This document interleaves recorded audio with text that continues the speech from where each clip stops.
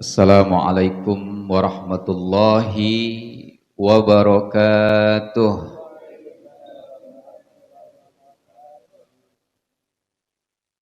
Alhamdulillahilladzi ja'alana minal a'idina wal faizina wal maqbulin. Kulla amin wa nahnu bi khair.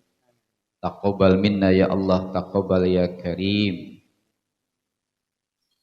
Ashhadu an la ilaha illallah wa ashhadu anna Muhammadar Rasulullah. Allahumma salli wa sallim wa barik ala sayyidina Muhammad wa ala alihi wa ashabihi wa mawalah wa manittaba'a hudah ila yaumil qiyamah wa sallim tasliman katsira, amma ba'du. Rabbi a'udzubika min hamazatis syayatin wa a'udzubika rabbi ayyahdurun. Rabbi shrah li sadri wa yassir li amri wahlul 'uqdatam min lisani yafqahu qawli waj'al li waziran min ahli walhamdulillahi rabbil alamin. Qalu subhanaka la ilma lana illa ma 'allamtana innaka antal alimul hakim. La haula wala quwwata illa billahil aliyyil azim. Ashabul fadilah, para asatidz, para kiai, para hujjaj, tokoh masyarakat, terkhusus kepada Ketua DKM Masjid Jami Baitur Rahim Al-Ustadz Rusmadi beserta segenap pengurus, Al-Mukarram guru kita Al-Ustadz Bukhari, Al-Ustadz Al-Had Abdul Halim, Al-Ustadz Umar Dhani, Al-Ustadz Oming, dan para asatidzah yang lainnya. Afwan, tidak saya sebutkan namanya satu persatu. Matta'ahumullah bituli hayatihim wa nafa'ana bi'ulumihim fid dini wad dunya wal akhirah. Amin ya Allah ya rabbal alamin. Para bapak, ibu, hadirin, hadirat jamaah salat subuh yang semuanya tanpa terkecuali yang selalu diberkahkan dan dimuliakan Allah Subhanahu wa taala. Alhamdulillah wa syukru ala ni'amillah, di kesempatan pagi hari ini Allah pertemukan kita di rumahnya yang suci dan mulia ini. Terlebih dahulu Allah sudah gerakkan fisik kita, hidupkan hati kita untuk selalu menyambut, meraih panggilan Allah, hadir sholat subuh berjamaah di rumahnya yang suci dan mulia ini. Mudah-mudahan ibadah yang senantiasa kita istiqomahkan, selain mendapat ganjaran, balasan, kebaikan, kebajikan, dan pahala yang berlipat-lipat ganda dari Allah, ini juga menjadi wahana kafarah, diampunkannya dosa-dosa kita, bahkan menjadi nilai derajat yang tinggi di sisinya, sehingga apapun ibadah yang kita lakukan, pahalanya benar-benar diterima dan diridai oleh Allah Subhanahu wa ta'ala. Salawat teriring salam tercurah keharibaan baginda alam Nabi besar Muhammad sallallahu alaihi wa alihi wasallam. Karena beliaulah kita diberikan cahaya oleh Allah. Karena beliaulah kita dituntun dari zaman kegelapan ke zaman yang terang benderang, penuh cahaya, penuh iman. Dan karena beliaulah kita akan nanti diselamatkan dari siksa api neraka. Bahkan karena beliaulah kita masuk ke dalam surganya Allah Subhanahu wa ta'ala. Maka bersalawatlah kepada baginda Nabi. Mudah-mudahan salawat yang kita baca mendapat syafaat yang uzma nanti di hari kiamat kelak. Amin ya Allah ya Rabbal alamin. Terima kasih kepada segenap hadirin hadirat sekalian rahimakumullah. Kami ucapkan minal aidin wal faizin wal makbulin. Masih ada lebaran gak Ustadz ini? Masih. Masih ada biji ketapang.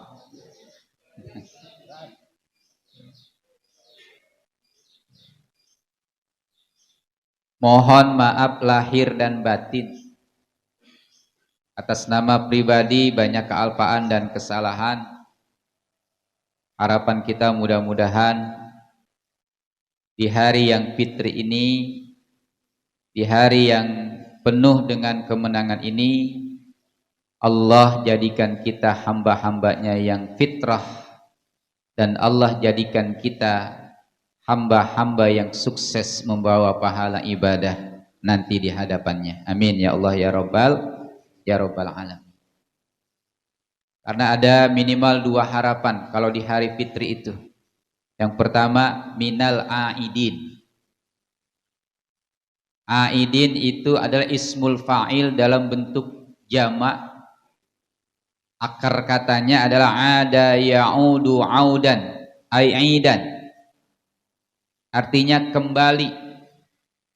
Kalau aidin itu majrur, di depannya ada huruf jar, min. Asal katanya aidun, itu jamak, mufradnya aid.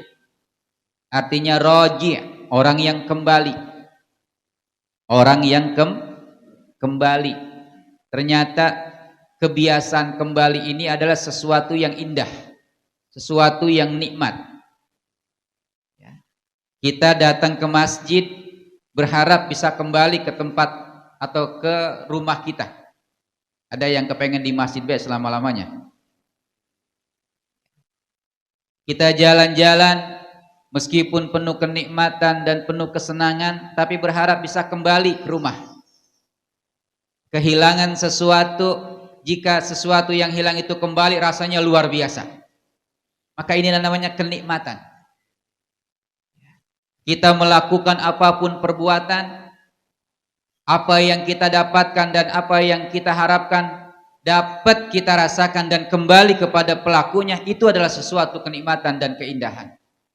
Maka harapan orang setelah menunaikan ibadah puasa di hari yang fitri, mereka selalu berdoa minal aidin, semoga tergolong hamba yang kembali. Kembali kemana? Ada tinjauan beberapa pendapat. Ada yang mengatakan aidina ilal fitrah, kembali kepada fitrah kita, kembali kepada jati diri kita masing-masing. Pembelajarannya adalah kita lahir ke dunia, hadir ke dunia dalam keadaan fitrah, dalam keadaan suci, dalam keadaan bersih, tidak punya dosa, tidak membawa noda. Inilah yang namanya fitrah dan bersih atau suci. Cuma sayang, lahir hadir ke dunia dalam keadaan bersih, hidup di dunia bertahun-tahun berlumuran dengan dosa dan maksiat. Ini yang disalahin siapa? Yang ngotorin siapa? Dunianya apa orangnya? Dunianya apa orangnya? Ya. Jangan sekali-kali mengatakan dunia ini kotor. Jangan mengatakan bahwasanya dunia ini jahat, penuh maksiat, ladangnya dosa. Tapi ketahuilah, yang mengotori manusia, yang berdosa itu atau dosa yang terkumpul pada diri manusia bukan disebabkan karena dunianya, melainkan karena itu disebabkan oleh manusianya sendiri. Kalau ada istilah zaman semakin edan, apa edan? Gila. Yang gila siapa? Zamannya apa orangnya? Orangnya. Ya. Orangnya yang gila, bukan zamannya. Zaman itu adalah wahana fasilitas manusia untuk mengarungi masa. Sama juga dunia adalah tempat manusia untuk mencari kehidupan dan penghidupan. Baik kehidupan dan penghidupan dunia, terlebih-lebih kehidupan dan penghidupan akhir. Tergantung bagaimana manusia itu sendiri. Maka kebanyakan manusia datang ke dunia yang awalnya suci dan bersih, kotor dengan dosa dan maksiat. Alhamdulillah, Allah memberikan jalan, fasilitas, bahkan solusi buat kita sekalian. Ramadan yang hanya diberikan kepada umat baginda Nabi Sallallahu Alaihi Wasallam ini sebagai fasilitas pembersih, penyuci daripada dosa, noda, maksiat yang dilakukan oleh umat Rasulullah Muhammad Sallallahu Alaihi Wasallam. Alhamdulillah. Gara-gara Ramadan kita disucikan lagi, Pak. Makanya di hadis tentang Ramadan itu, man shoma ramadana imanan wahtisaban ghufira lahu ma taqaddama min dzambi. Barang siapa menunaikan puasa Ramadan dengan standarisasinya, pertama iman, yang kedua ihtisaban, iman dan mengharapkan balasan pahala dari Allah Subhanahu wa taala, maka janji Nabi Shallallahu alaihi wasallam dia akan diampunkan semua dosa-dosanya yang telah lalu. Amin ya Allah ya Rabbal alamin. Inilah yang membawa kesucian manusia, yang menghantarkan manusia ya dari suci kemudian kotor, nanti kembali ke dalam suci dan bersih ketika berhadapan dengan Allah Subhanahu wa taala. Pemahaman kembali itu. Ada juga yang menyatakan aidin, apa aidin? Aidina ilal khilqah. Tadi fitrah, sekarang khilqah. Apa ciptaan? Ya. Pendapat tentang manusia kembali kepada ciptaan. Pertama, manusia kembali dari manusia nanti akan dikembalikan ke dalam materi ciptaan manusia. Materi pembuatan dan penciptaan manusia, atau manusia diciptakan dari apa? Dari tanah. Meskipun kita ini nggak langsung oleh Allah diciptakan dengan tanah, tapi bapak kita, ya nenek moyang kita, dalam bahasa sejarah, Nabi Allah Adam pertama kali manusia diciptakan oleh Allah dari segumpal tanah liat yang berwarna hitam yang bisa dibentuk. Itu asal muasalnya. Kalaupun kita kaji ulang, pantas kita ini semuanya diciptakan dari tanah, karena kita hidup di atas tanah, makan, minum, serta mencari penghidupan di tanah. Makanya kita diciptakan dari saripati tanah. Ya sumbernya tanah-tanah juga. Apa pembelajarannya? Kalau kita diciptakan dari tanah, dari saripati tanah, nanti pun akan kembali masuk ke dalam tanah. Itu pembelajarannya. Ini kembali. Ya. Maka kalau seandainya kita masuk ke dalam tanah, apa yang kita bayangkan? Nanti di dalam tanah dewekan, gelap, kagak ada teman, nggak ada listrik di sono. Kemarin aja ketika hujan badai kemarin, hari apa tuh? Hari Ahad ya. Hari Ahad yang lalu, sepekan yang lalu itu terjadi angin badai, hujan es. Malamnya mati lampu. Mati lampu nggak, Bar? Bagaimana rasanya mati lampu? Udah gelap. Ya. Kalau ada persiapan lilin, ada persiapan emergensi dan lain sebagainya. Kalau nggak punya persiapan sama sekali, bayangan kita adalah apa? Pertama, di alam kubur nanti kita sendirian dengan situasi dan keadaan yang gelap. Nggak ada teman, nggak ada siapa, dan nggak ada yang menolong. Kalau di dunia mungkin masih ada penolong, lilin, lampu emergensi dan lain sebagainya. Di dunia masih bisa minta pertolongan, tapi dalam kubur nggak ada. Cuman bisyarahnya, berita gembiranya, kita ini orang beriman. Alhamdulillah. Sedikit banyaknya ada karya, sedikit banyaknya ada aset, sedikit banyaknya ada amal ibadah yang nanti akan menjadi teman kita di alam kubur. Jadi nggak sendirian. Ada aset ibadah berdasarkan dengan iman, nanti yang akan menjadi cahaya, nur, lampu yang menerangi kita di alam kubur. Subhanallah. Amin ya Allah ya Rabbal. Nah, inilah berbahagianya orang beriman. Ya. Mereka orang kafir, orang munafik, orang musyrik nggak mendapat teman dan nggak mendapat cahaya sama kayak dalam kubur. Tapi kita orang beriman, insya Allah yakin dengan keimanan kita punya aset ibadah, kita punya amal atau aset amal soleh yang nanti akan menjadi teman dan menjadi cahaya di alam kubur kita. Cuma pembelajaran kita juga harus bersyukur. Apa bersyukurnya? Ya, kita masih punya mata, gelap, mati lampu kemarin sifatnya sementara. Coba bayangkan orang yang buta seumur hidup, nggak pernah mengenal warna, nggak pernah merasakan bagaimana bentuknya dunia, nggak pernah melihat bagaimana saudara, sanak saudara dan lain sebagainya. Yang ia rasakan hanya gelap selama-lamanya. Masya Allah. Makanya kita bersyukur punya mata. Maka gunakan mata ya untuk melihat dan menyaksikan sesuatu yang baik-baik dan indah-indah menurut pandangan Allah Subhanahu wa ta'ala. Jadi inilah aidina ilal khilqah. Kembali kepada materi penciptaan manusia. Bahkan di dalam ayat bukan sekedar dikembalikan kepada materi penciptaan manusia, manusia juga nanti akan dikembalikan atau aidina ila ciptaan aslinya. Kalau tadi kan apa namanya?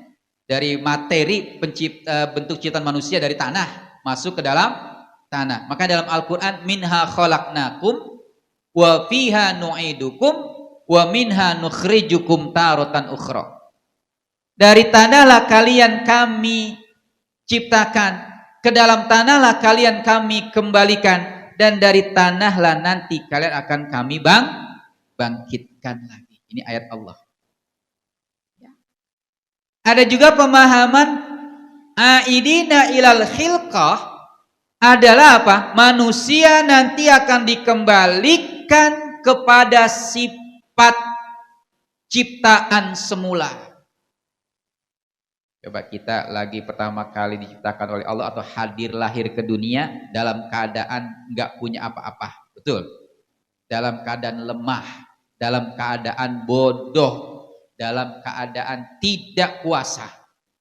Dalam bahasa Al-Quran, wallahu akhrajakum min butuni ummahatikum la ta'lamuna syai'a. Dialah Allah Subhanahu wa ta'ala yang telah mengeluarkan kita atau mengeluarkan kalian dari perut ibu-ibu kalian. Maksudnya perut di sini adalah rahim. Dilahirkan dari rahim ibu. La ta'lamuna syai'a, kata Allah. Kalian tidak mengetahui apa-apa. Kalau kita tahu lahir atau kita sudah tahu punya ilmu ketika dilahirkan, kita nggak mau tuh lahir melalui lubang itu. Mau nggak kira-kira? Gak mau kali. Ya. La ta'lamuna syai'a. Bahasa la ta'lamu bukan tidak mengetahui sesuatu apapun, nggak bawa apa-apa. Ada yang lahir ke dunia udah bawa harta, udah bawa jabatan gitu. Ibu-ibu aja kalau melahirkan anak, kira-kira mau nggak bu? Anak-anak yang lahir itu atau bayi yang lahir dari perut ibu udah pakai pakaian, pakai lepis gitu. Mau nggak kira-kira? Bagaimana rasanya kira-kira kalau begitu? Susah, peret. nggak mau keluar. Kalau zaman sekarang ada sistem sesar, kalau zaman dahulu belum ada. Masya Allah. Ini menandakan apa? Kita lahir ke dunia nggak punya apa-apa, besok pun berhadapan dengan Allah ketika kembali kagak bawa apa-apa.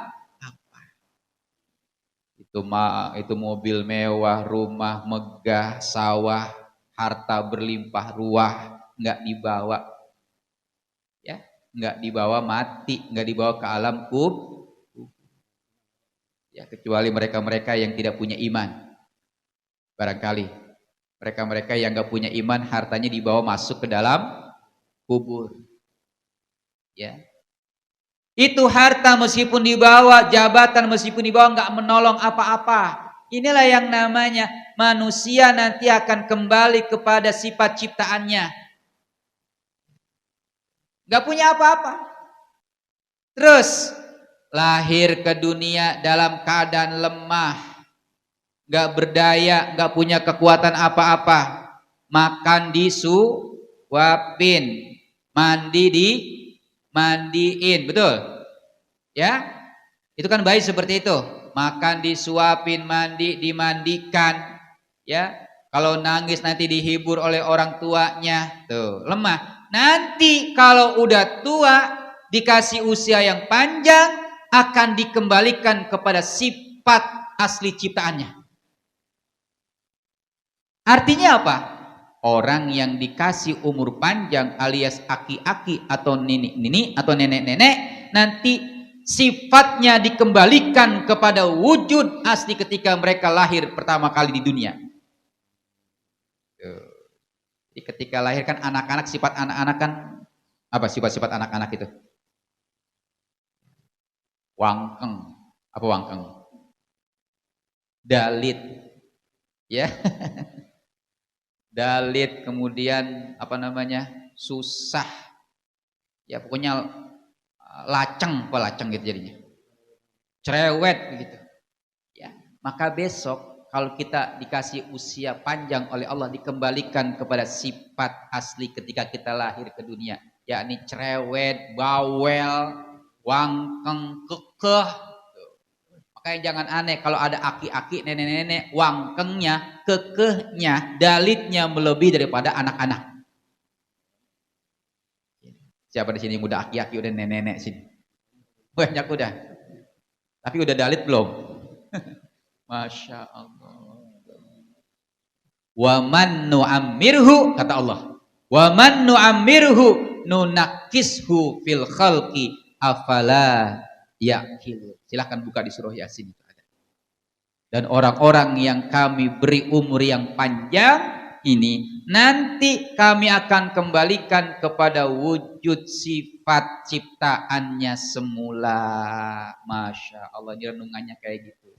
Kan bapak-bapak kan dan ibu-ibu juga semuanya kepengen dikasih umur yang panjang. Kalau ingin mendapat umur dan usia yang panjang, risikonya tadi akan dikembalikan kepada ya bayi lagi, anak-anak kecil lagi, rewel lagi. Masya Allah. Mudah-mudahan Allah enggak berikan kita ya kesulitan di dalam mengarungi usia tua. Amin. Enggak repotin anak-anak, enggak nyusahin mereka. Amin ya Allah ya Rabbal alamin. Masya Allah. Itu pemahaman yang kedua. Pemahaman yang ketiga apa? Itu aidin. Aidin pemahamannya adalah aidina ilallah. Kita semuanya nanti akan kembali kepada Allah. Tinggal tergantung Allah nanti. Kita semuanya atau makhluk semuanya ini akan berbondong-bondong. Manusia nanti akan berbondong-bondong menuju Allah. Tinggal tergantung Allah. Mau nerima, mau nyambut kita atau tidak. Mudah-mudahan kita termasuk yang disambut oleh Allah. Amin ya Allah ya Rabbal alamin. Mereka-mereka yang tidak punya iman, orang kafir dan sejenisnya itu enggak akan diterima oleh Allah, ditolak oleh Allah. Tapi mereka berusaha terus berbondong-bondong menuju Allah Subhanahu wa taala. Ya.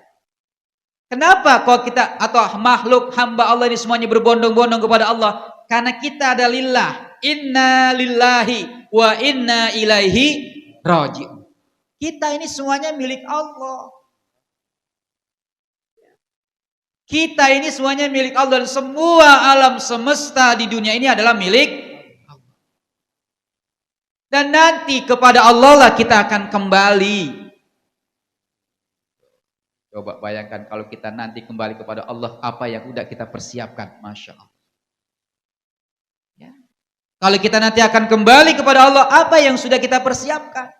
Kecuali aset amal saleh, ibadah yang kita karyakan di dunia, inilah yang nanti akan menjadi teman kita dan bisa dipertanggungjawabkan di hadapan Allah Subhanahu wa taala. Ya, makanya harapan kita di hari yang fitri ini adalah bukan sekedar aidin aja, tapi faizin. Faizin artinya apa? Orang yang sukses, orang yang menang, orang yang berhasil. Apa yang berhasil? Yaitu membawa pahala ibadah.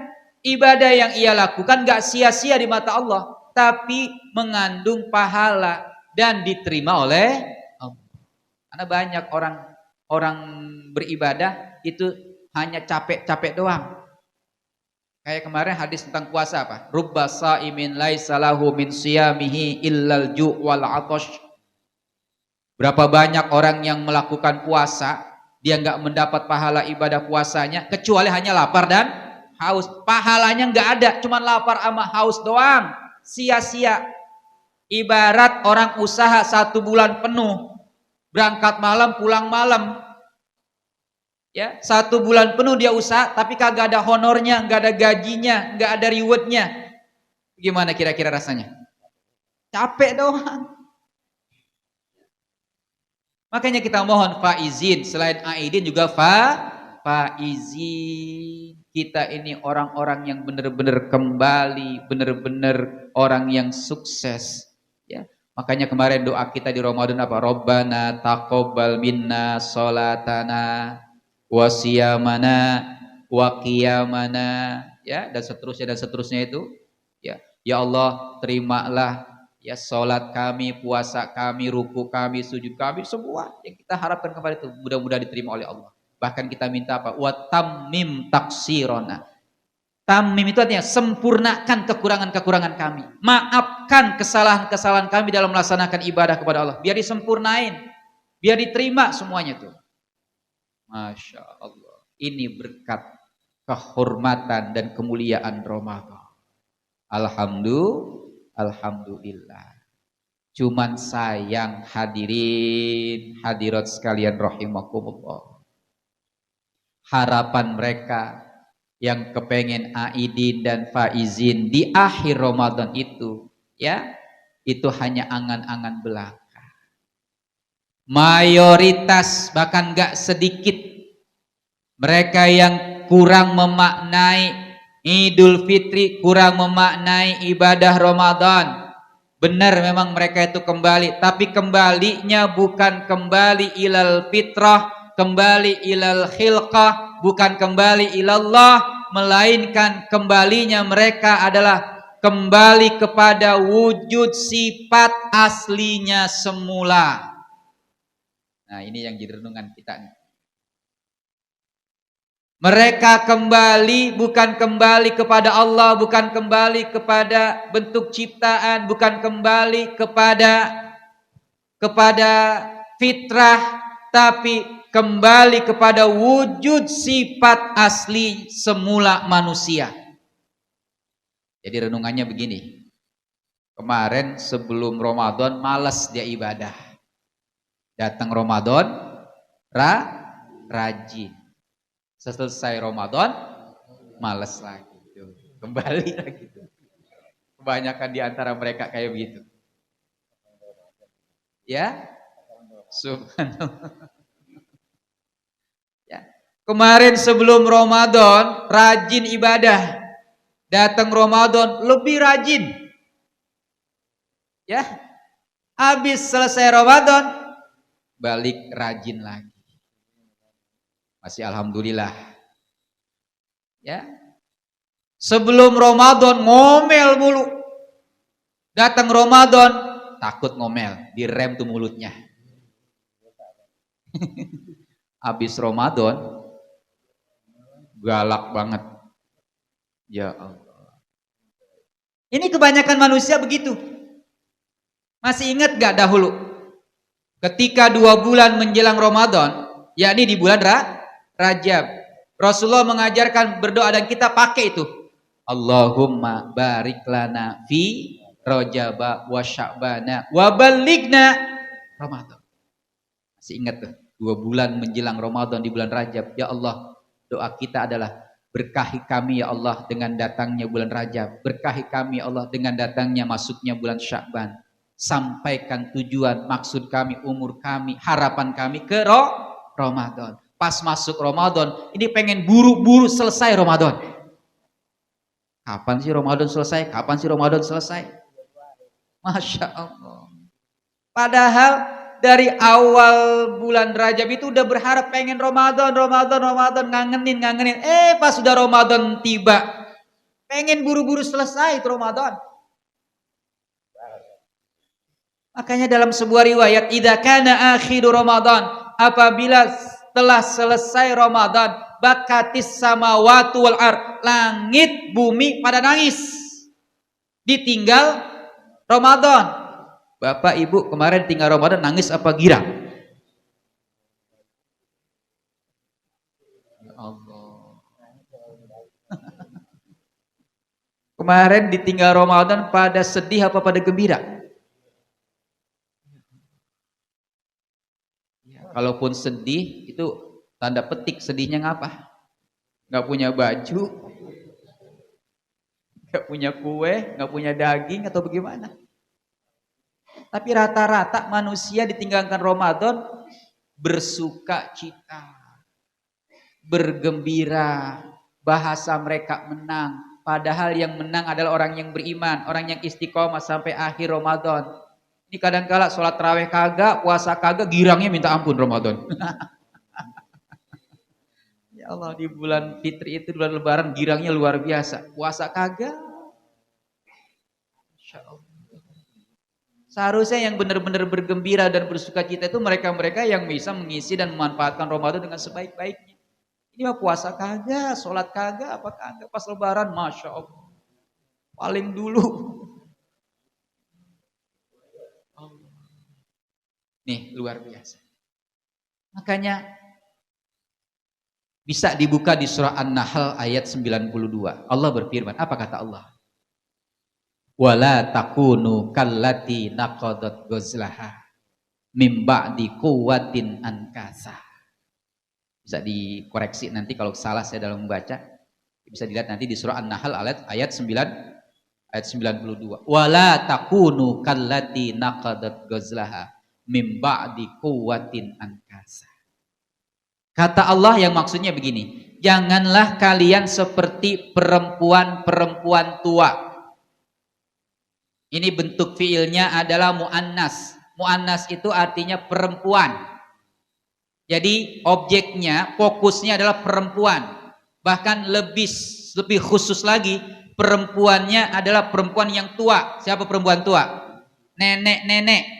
Kenapa kok nenek-nenek yang disebut? Ulama tafsir menyatakan pemahaman dan penafsiran makna naqadat ghazlaha, perempuan yang biasa menganyam tikar, menenun pakaian, merajut dan memintal benang adalah dari golongan para wanita yang sudah tua. Begitu. Ya. Jarang gadis-gadis, apalagi laki-laki, yang mau memintal benang, gulung benang tenunan, menganyam tikar, menenun pakaian. Menenun pakaiannya adalah yang tradisional tuh, yang pletok. Bukan yang pakai yang modern, ya, yang udah pakai mesin begitu. Tapi ini yang tradisional. Ini biasanya yang melakukan tenunan anyaman tikar adalah dari golongan nenek. Kita masih ingat tuh nenek nganyam tikar. Ya, Masya Allah. Apa pembelajarannya? Kata Allah, janganlah kalian seperti perempuan-perempuan tua yang biasa nganyam tikar, nenun pakaian, mimba di kuah. Mimba di kuatnya setelah kekuatan dikerahkan untuk merampungkan dan menuntaskan atau menyelesaikan anyaman atau tenunan tadi, ya, dengan tanda petik apa? Bimba di kuah.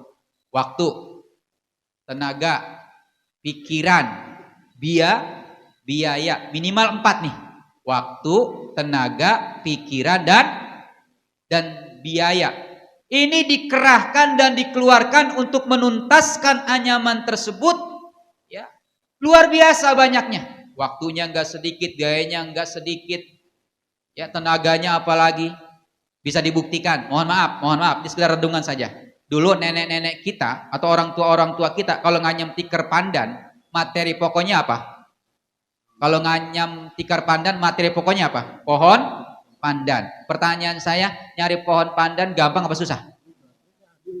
Masya Allah. Adanya itu pohon pandan di tebing kali, di bulakan, di kebun. Risikonya apa?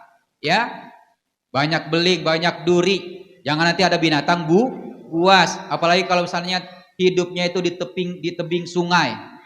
Kalau keprosok jatuh, hanyut.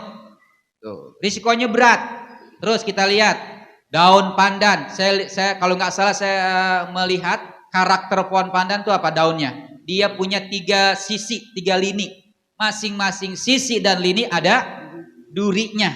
Anehnya lagi, yang 2 itu sejalur, sementara yang 1 berbalik. Masya Allah. Kalau nggak salah tuh. Maka karena dia punya karakter berduri, masing-masing lininya ada durinya, bawanya, metiknya harus hati-hati. Enggak kayak kita nebang dahan pohon cukup ditebas saja jatuh sudah beres. Bawanya juga kudu harus hati-hati, minimal pakai sarapan. Ya, pakai bahan, pakai kain atau pakai kantung uria paling enggak. Biar apa? Gampang jungjungnya, gampang nginditnya, gampang bawanya. Nggak kayak kita nyusun ranting-ranting kayu, nyungsang juga kita masih bisa kita bawa. Tapi daun pandan, hati-hati kalau kita nggak cermat dalam menyusunnya. Kena duri aja sedikit, masya Allah. Nggak cukup 1-2 hari selesai dan sembuh. Tuh, karakter daun pandan seperti itu. Singkat cerita, ini nyari materinya aja susah. Sampai di rumah, apakah langsung bisa dianyam? Langsung bisa dianyam enggak? Masya Allah. Sampai di rumah itu diseritin dulu. Apa bahasa diseritin? Kalau bambu mah dikeset, ya. Kalau anyaman bambu, pagar bambu itu dikeset.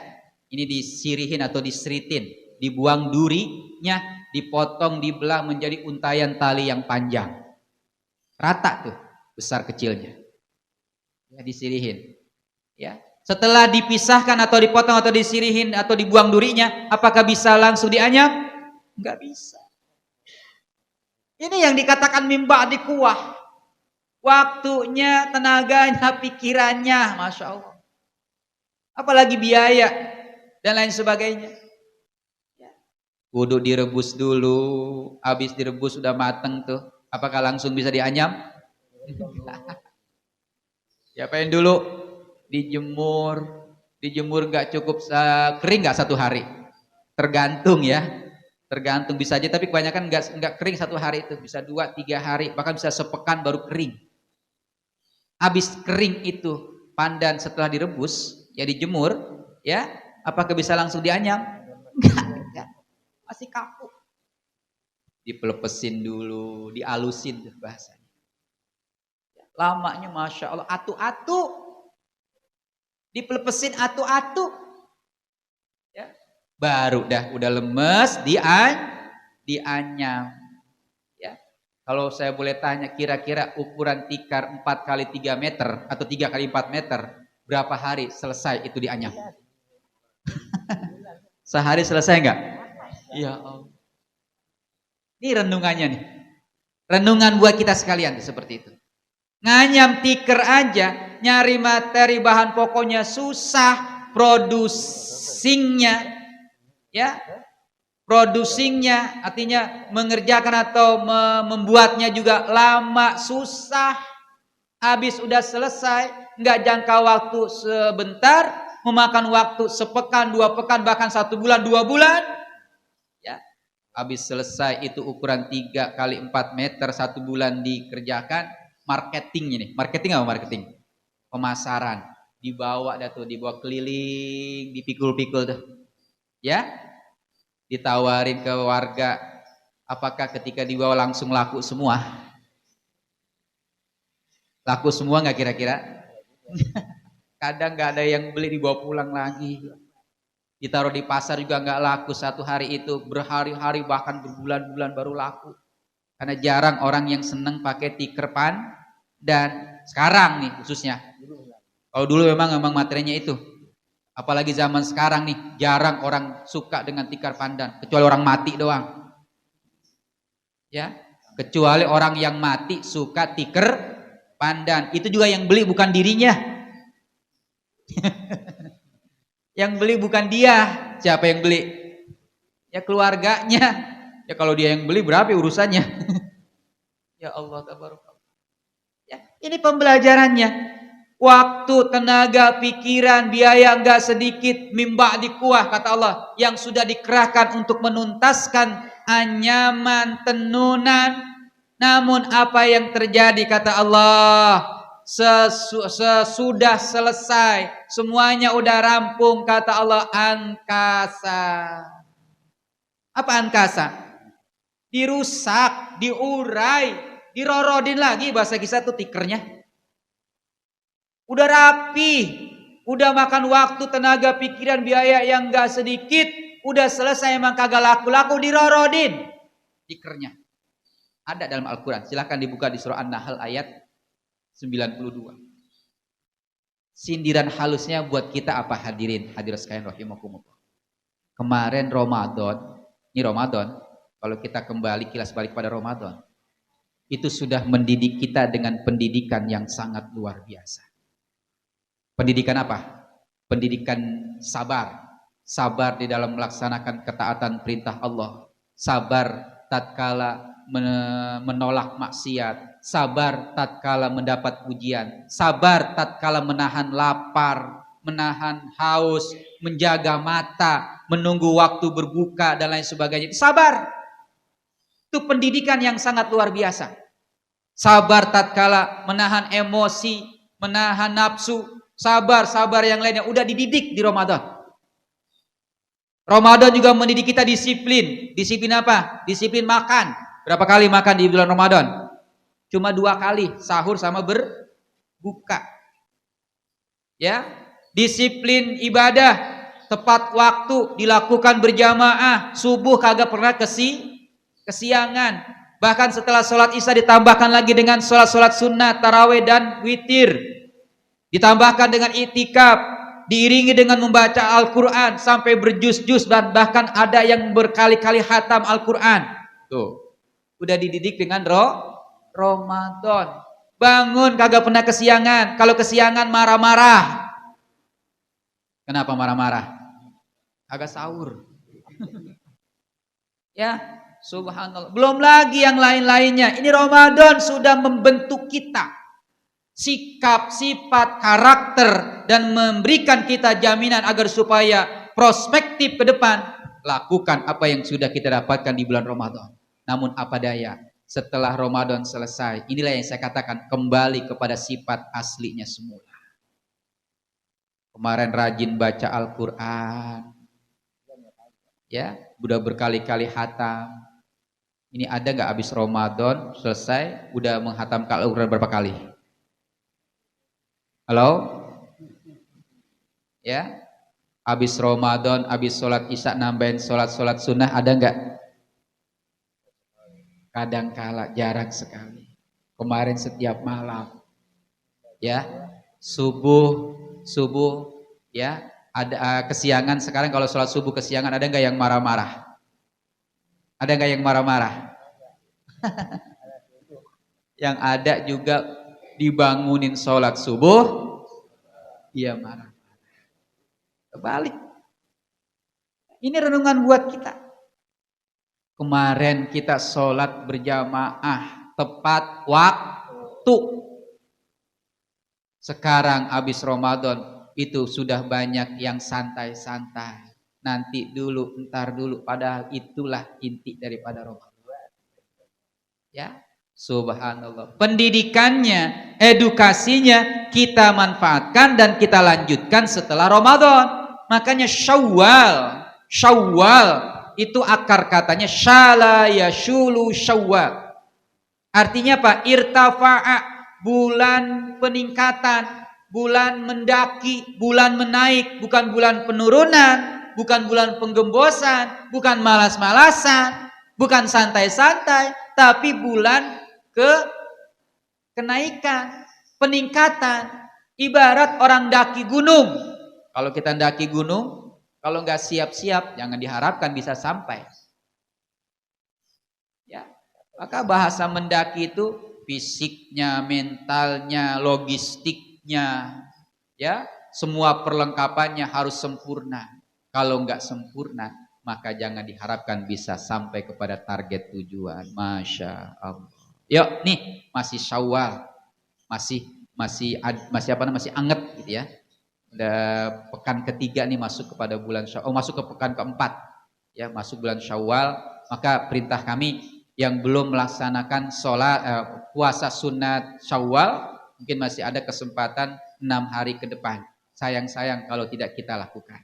Karena ini adalah janji Rasulullah, man shoma ramadhana tsumma atba'ahu sittan min Syawal, barang siapa berpuasa Ramadan kemudian diiringi dengan 6 hari di bulan Syawal, di bulan Syawal ini kana kasiyamid dahri, seyogianya dia itu persis seperti melaksanakan puasa satu tahun.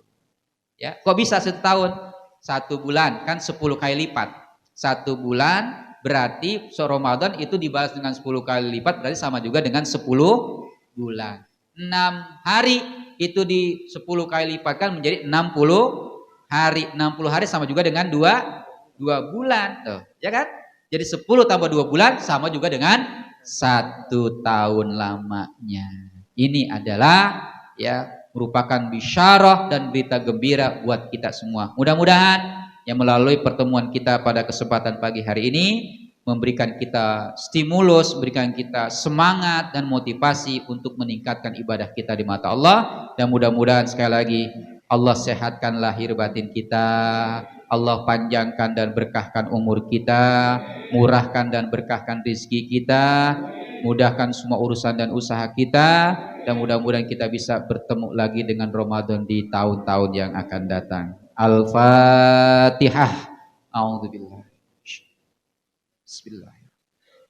Alhamdulillahirabbil alamin. Iyyaka na'budu wa iyyaka nasta'in. Ihdinas siratal mustaqim.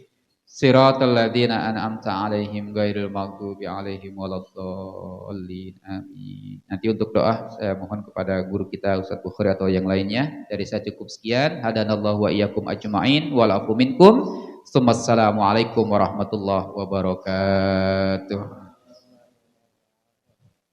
Al-Fatihah. A'udzu billahi minasyaitonir rajim. Bismillahirrahmanirrahim. Alhamdulillahirabbil alamin arrahmanirrahim maliki yaumiddin.